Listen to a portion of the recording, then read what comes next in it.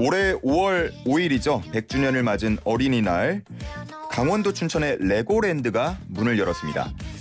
아이들이 많이 찾는 이 놀이공원이 지금 우리나라 금융시장을 흔들고 있다는 소식 다들 들으셨을 텐데요. 레고랜드를 개발한 회사에 강원도가 2천억 원 정도의 보증을 섰는데 그 돈을 갚지 못하겠다고 선언했기 때문이라고 합니다. 그렇지 않아도 금리가 오르고 돈줄이 마르고 있는 상황에서 지자체마저 책임을 지지 않겠다고 하니까 투자자들은 불안해하고 또 시장에 돈이 잘 돌지 않으면서 어려움을 겪는 회사도 더 늘고 있다고 하는데요. 후폭풍이 심각해지자 정부가 급하게 50조 원을 풀기로 했습니다. 아마 관련 소식 들으면서 어려웠던 부분들도 많으실 텐데요. Y스트릿 이대호 편집장과 함께 이번 사태 쉽게 이해해 보겠습니다. 편집장님 안녕하십니까? 예, 안녕하세요. 네, 반갑습니다. 소문을 익히 들었습니다. 좀 네. 어려운 내용을 쉽게 잘 설명해 주신다고요?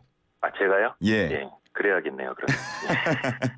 그래서 오늘 레고랜드 얘기하기 전에 네. 저희 청취자분들 내드리는 퀴즈가 있는데요. 네. 이거 퀴즈 한번 들어보시고 좀 쉽고 재밌게 힌트도 하나 주실 수 있을까요? 아, 예, 제가 틀릴 것 같은데, 예, 일단 좀 알려주십시오. 알겠습니다. 1909년 10월 26일입니다. 113년 전 오늘인데요. 하얼빈역에서 이토 히로부미를 저격한 독립운동가를 맞춰주시는 게 오늘의 퀴즈입니다. 네. 객관식입니다. 1번 백범김구, 2번 안중근, 3번 이봉창, 4번 홍범도.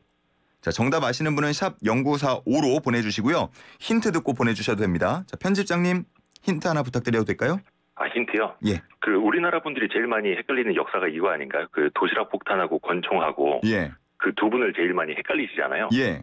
예, 근데 다행히 그 도시락 폭탄 그거는 복이 없네요. 아, 보기 없어서요. 네네, 그래서 헷갈리지는 않을 것 같습니다, 다행히. 아, 알겠습니다. 다 뭐 우리나라 분들이라면 다 알 것 같다 이런 말씀이신 거죠? 네네네. 아, 알겠습니다. 순국 113주년 아니고요. 하얼빈 의거 113주년으로 정정하겠습니다. 자, 그러면 이제 오늘 얘기 바로 시작해 볼게요. 이 레고랜드 얘기 다들 많이 들으실 텐데 좀 어려운 부분들이 있어서요. 하나씩 짚어볼게요. 네. 그 레고랜드 홈페이지 보면요. 대표자가 매튜 폴 조엣 이렇게 돼 있더라고요. 네네. 뭐 레고는 모르는 분들 없는 정말 뭐 유명 글로벌 기업인데 레고랜드는 그러면 레고 이 기업이 만든 게 아닌 건가요? 아, 이게 헷갈리지 않으려면요. 일단은 레고랜드를 운영하는 레고랜드 코리아랑 예. 거기를 이제 같이 개발을 한 강원 중도개발공사랑 좀 분리를 해서 생각을 해야 됩니다. 네. 그러니까 지금 레고랜드 코리아, 한국 레고랜드는 사실 그 지배 구조로 설명을 드리면 레고 그룹은 우리가 덴마크에 있다고 알고 있잖아요. 예. 그 덴마크 회사가 영국에 있는 엔터테인먼트 회사가 있습니다. 멀린 엔터테인먼트라고 하는데 거기를 갖고 있고 이 멀린 엔터가 레고랜드 코리아 유한 회사를 이제 한국에다 만든 거죠. 그렇게 해서 이제 이들이 레고랜드를 운영하는 회사다라고 네. 생각을 하시면 되겠고 이번에 뭐 여러 가지 문제가 되고 있는 강원도 강원 중도개발공사라는 곳은 예. 이 땅을 개발하고 뭐 부지를 나중에 매각하거나 아니면 뭐 여러 가지를 지어서 분양을 해서 수익을 올리는 그런 개발 사업자 역할입니다. 그래서 예. 좀 분리를 해서 봐야 됩니다. 그 강원 중도 개발공사 얘기를 할 때 항상 나오는 게 이제 PF라는 얘기가 많이 나오더라고요. 네. 이 PF의 개념을 좀 쉽게 설명을 부탁드려도 될까요? 아, 네. PF는 이제 프로젝트 파이낸싱이라는 그 약자인데요. 대부분 예. 이제 부동산 쪽에서 통용이 됩니다. 그러니까 프로젝트라는 게 지금은 당장은 없지만 앞으로 우리가 이런 프로젝트를 할 거야. 네. 그러니까 여기에서 우리가 돈을 벌 수 있어. 그러니까 이 미래 사업성, 미래에 들어올 현금 흐름을 보고 우리에게 돈을 빌려줘라는 겁니다. 그래서 여기에로 적용을 시키면 우리가 레고랜드를 지어서 운영을 할 거야. 거기서 돈을 벌 거야. 그러니까 그렇죠. 돈을 빌려줘 이건가요? 그렇죠. 중도 땅을 개발을 해서 뭐 분양도 하고 땅도 팔고 해서 돈을 벌 거야. 그러니까 미리 돈을 좀 빌려줘라고 하는 거거든요. 네. 근데 이제 그거를 일종의 그 페이퍼 컴퍼니인 특수목적법인 SPC라고도 하는데 그 회사를 하나 차려서 시작을 하는 거죠. 예. 자, 그런데 당장 뭐 현금이 발생하는 것도 아니고 세워진 지 얼마 안 되는 페이퍼 컴퍼니고 하니까 이걸 믿고 돈을 빌려줄 사람은 사실은 없겠죠. 아무리 프로젝트가 사업성이 좋아 보인다고 하더라도요. 예. 그래서 누군가가 여기에다가 신용도를 높여줘야 됩니다. 그걸 이제 신용 보강이라고도 하고 더 쉬운 말로는 이제 보증을 선다라고도 하는데 예. 그래서 그 보증을 누가 서느냐, 뭐 이대호 편집장이 쓰느냐 그게 아니라 뭐 예를 들어서 증권사가 설 수도 있고 건설사가 쓸 수도 있고, 근데 또 그들의 신용도에 따라서 이 사업장에 대한 뭐 이자나 이런 게 달라지겠죠. 그렇죠. 근데 그게 아니라 지방정부, 지방자치단체가 보증을 해준다 그러면 야 나라가 망하지 하는 지자체가 망하지는 않겠지. 돈은 갚아주겠지. 이렇게 하면서 사람들이 더 많이 믿을 수가 있는 거죠. 아무리 못해도 지자체가 보증을 서줬다면 한번 투자해 볼 만하다. 이렇게 그렇죠. 생각을 할 수가 있는 건데. 그렇죠. 레고랜드에 대한 건설을 지원을 해주기 위해서 강원도가 보증을 섰다. 이렇게 이해하면 되는 겁니까? 그렇죠. 강원도 입장에서는 그래도 좀 사람들이 계속 유입되도록 해야 되겠고 예. 지역 경제를 활성화하기 위해서 그런 테마파크가 필요했다라고 판단을 한 거고요. 또 이제 돈이 필요하니까 그 일종의 그 중도라는 지역 그리고 이 프로젝트 자산을 담보로 해서 이제 증권을 발행하게 됩니다. 그러니까 돈을 융통하기 위해서 그 ABS, 뭐 ABCP 이름은 어려운데 요걸 한 3개월짜리로 계속 자금을 돌리게 되거든요. 예. 그러니까 이 사업은 최소한 3년 이상 또 레고랜드 같은 게 거의 한 11년 걸렸다고 하는데 긴 사업에 짧은 만기로 자금을 계속해서 융통을 해야 되는 겁니다. 그래서 그걸 계속해서 보증을 해줄 사람들이 또 중요해지는 거고요. 예. 근데 이제 여기서 우리가 지금의 레고랜드 사태라고 부르는 건 강원도가 만든 이 강원중도개발공사의 빚을 우리가 보증을 해주기로 했는데 이제 못 갚겠다라고 선언한 것부터 시작이 된 건가요? 그렇죠. 그러니까 지자체가 사실상 이제 디폴트를 선언한 셈인데요. 예. 앞에서도 말씀드린 것처럼 금융회사, 건설회사보다 당연히 지방자치단체는 신용도가 훨씬 더 높지 않겠습니까? 예. 그런데 우리가 이제 지방정부라고도 표현을 하는데 중앙정부 바로 아래에 있는 지방정부가 배째라라고 이제 들어 누운 겁니다. 만세를 부른 거죠. 예. 그러니까 그보다 더 신용등급이 아래에 있는 일반 기업들, 건설사, 은행, 증권사. 그럼 누굴 믿겠느냐? 시장이 이렇게 해서 패닉에 빠진 거죠. 그렇군요. 만약에 정말로 이 지금의 상황이 이어진다 그러면 레고랜드는 망하는 겁니까? 어떻게 되는 겁니까? 아닙니다. 그거는 아닙니다.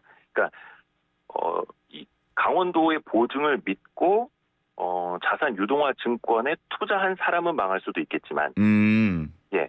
이 사업장 자체는 이미 돈을 빌린 거고 갚지 않는다 뿐이지 예. 그 사업장이 망하지는 않겠죠. 다만 이게 켜켜이 이어지면 그 다음번에 발행할 채권을 누가 사주겠습니까? 예, 그렇게 해서 이제 도미노처럼 넘어지면 결국에는 그 본 사업장에도 문제가 이어질 수밖에 없는 거고 다만 앞에서 처음에 말씀드린 것처럼 이 중도개발공사와 다르게 레고랜드 코리아는 이제 운영을 하고 있는 거다 보니까 예. 그 운영 수익으로 돌아가는 레고랜드랑은 또 별개죠. 그렇군요. 네. 아니 방금 잠깐 말씀해 주신 것처럼 이렇게 한번 선언하고 나면 앞으로 강원도가 보증하는 뭐 많은 사업들에 있어서 신뢰도가 떨어질 것 같은 게 저 경제를 잘 모르지만 당연한 것 같은데 그렇죠. 그럼에도 이렇게 뭐 사실상 디폴트를 선언한 이유 정말로 갚을 여력이 없었던 겁니까? 일단은 강원도 지역의 지금 뭐 부채가 상당히 높다고 합니다. 또 재정 자립도가 한 27% 정도 되는데 17개 주요 시도 가운데 꼴찌 수준입니다. 예. 그리고 이제 실질적인 채무가 8천억 원이 넘고요. 그래서 이제 김진태 지사가 지난 6월에 이제 취임을 할 때부터 낭비성 지출을 좀 줄여서 빚을 많이 갚겠다. 네. 재정을 좀 건전화하겠다. 이제 그 와중에 레고랜드도 이제 들여다보게 된 거죠. 자, 근데 그 중에서 보면은 뭐 이거는 듣고 판단을 하셔야 될 텐데 예. 토지를 무상으로 임대를 해줍니다. 이거는 뭐 당연히 이렇게 해야지 외국 사업자가 들어오긴 하는데 50년 플러스 50년에서 100년이고요.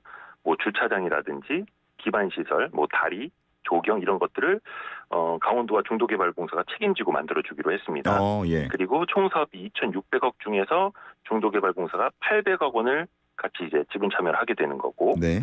그리고 춘천 내에서 그러니까 인근에 어린이 대상 관광지를 개발할 때 멀린엔터 측과 서면으로 합의를 해야 된다 이런 조항들이 붙었어요. 이걸 가지고 지난번에 이제 강원도지사 인수위원회 시절부터 이건 너무 불리한 조항이다. 이렇게 이제 강원도에 혈세가 들어가는데 너무 계약이 불리하게 체결됐다. 다시 들여다보겠다. 예. 이렇게 했던 거죠. 그리고 이번에 또 얘기 나오는 게 이것도 말씀해 주신 것처럼 듣는 분들께서 판단할 영역이지만 네. 이게 좀 정치적 판단, 정치적 결정 아니었냐 이런 얘기도 많이 나오고 있죠. 그렇죠. 이게 진짜로 만약에 불리한 계약이었다면 예. 당사자 사이에 뭐 계약을 다시 맺읍시다. 있다고 하거나 이렇게 풀었어야죠. 뭐 예를 들어서 뭐 한미 FTA 같은 경우에도 뭐 불리하다 그러면 다시 이거 개정하자 막 이렇게 하지 않습니까? 예, 예. 그리고 만약에 뭔가 전임자의 실책이 있었다라면 뭐 감사를 청구하든지 검찰을 고발하든지 그건 이제 행정적인 선택의 영역인데 그거 전에 일단은 시장의 디폴트. 우리 저 보증하기로 했지만 내가 한 건 아니야. 전임자가 보증한다고 했으니까 우리는 책임 안 질 거야라고 배째라라고 이제 뒤로 들어누우면서 예. 불똥이 시장에 금융시장에 투자자들에게 튀었다는 거죠. 그게 제일 이제 아쉬운 부분인 겁니다. 말씀해 주신 걸 들어보니까 강원도의 신뢰도가 떨어지는 거는 이해가 되는데 그러면은 강원도와 마찬가지로 다른 지자체도 이럴 수 있다라는 불안감이 퍼지는 건가요? 그렇죠. 지금 안 그래도 부동산 PF나 이제 채권 시장이 좀 불안했습니다. 왜냐하면 아시다시피 최근에 금리 많이 올라가고 있고 그쵸.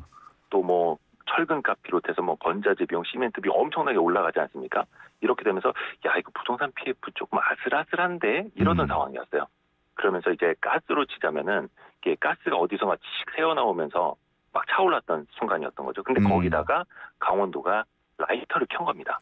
그러니까 이제 금융시장 일대 혼란에 빠진 건데 예. 지금 거의 망하지 않을 회사들, 뭐 도로공사라든지 네. 한국전력 회사채 2,200억 원도 시장에서 팔리질 않았습니다. 지난 17일에. 뭐 철도공단, 인천교통공사 채권도 유찰이 됐고요. 예. 뭐 얼마 전에 또 크게 뉴스가 됐습니다만 둔촌주공을 바탕으로 한 그 PF 예. 이것도 7천억 원어치 연장 발행을 해야 되는데 이것도 실패를 해서 시공사들이 대신 갚아주는 일도 펼쳐졌습니다. 그러니까 한마디로 채권 시장이 완전히 얼어붙었다는 겁니다. 그러니까 앞에서 말씀드린 것처럼 야 강원도마저도 디폴트를 선언하는데 지금 우리가 누굴 믿겠느냐 예. 이렇게 되는 거고 또 이게 도미노 현상이 나타나는 게 채권의 금리가 올라가면서 즉 채권의 가치가 막 떨어지니까 예. 다른 금융사들도 야 우리 것도 내다 팔아 우리 것도 빨리 손절하자 이렇게 되면서 계속 악순환이 되고 있는 거거든요. 그러니까 이게 지금 결국은 한 2,050억 원 정도 때문에 발생한 문제 아닙니까?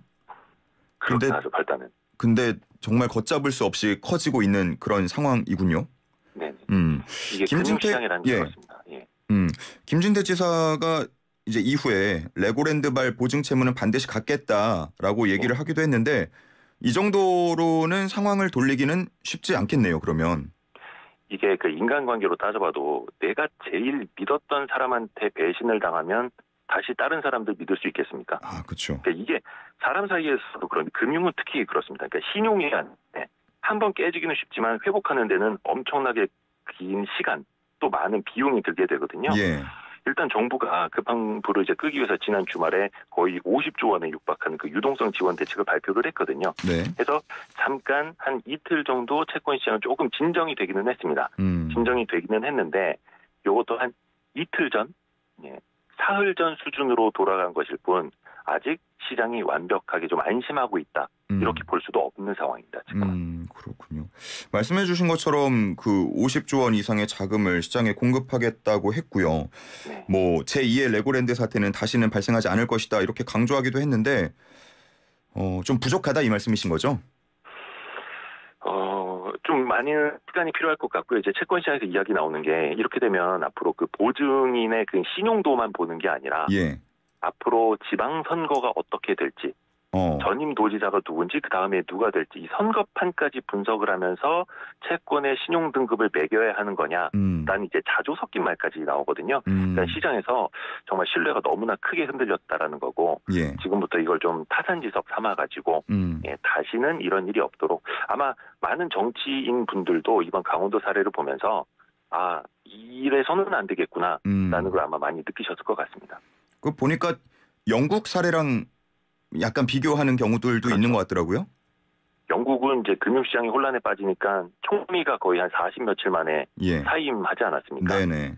네, 여기까지만 말씀드리겠습니다. 알겠습니다.